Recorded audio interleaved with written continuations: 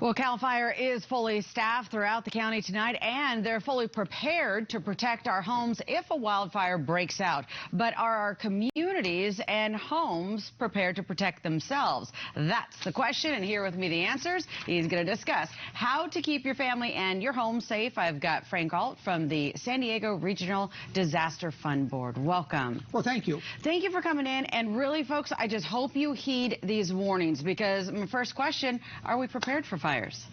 You know, that's an interesting question, because the answer is yes and no. Our fire departments are clearly prepared. We have 250 fire stations in the county. They are well trained. They have the equipment. They are ready to protect us. We probably have some of the best wildland firefighters in the country here.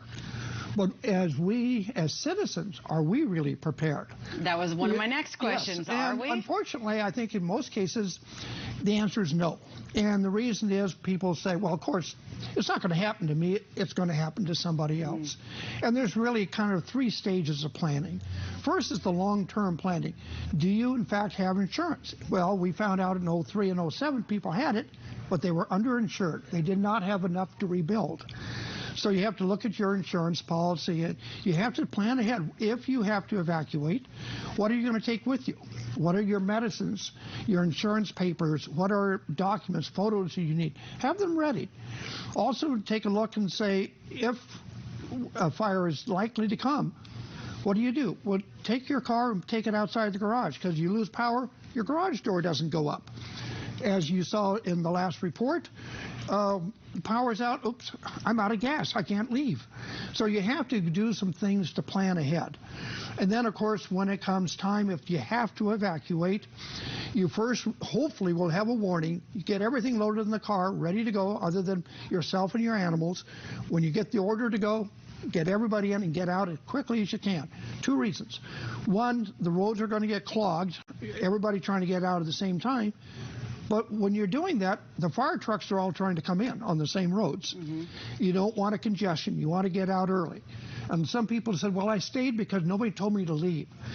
One thing you should definitely do, anytime you feel uncomfortable with the fire, go. You have to make your own decision. You're responsible for yourself. Now, of course, you can do a lot around your property to prepare.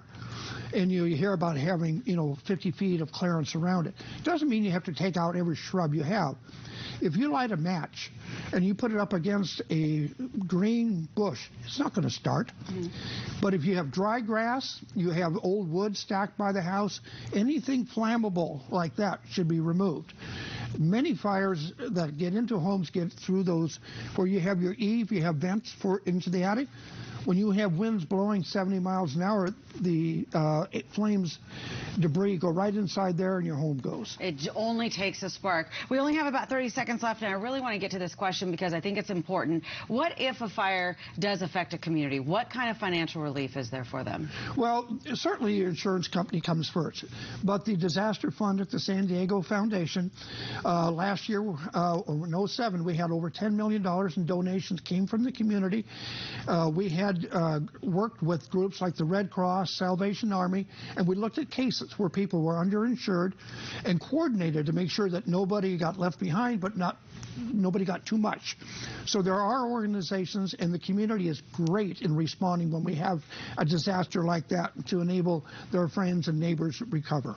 You're doing great work. You're keeping us protected. And, again, just giving us some food for thought, because you're right. It's always somebody else's problem until it isn't. Frank, thank you so much for coming in tonight. Thank you. Well, an Army Green Beret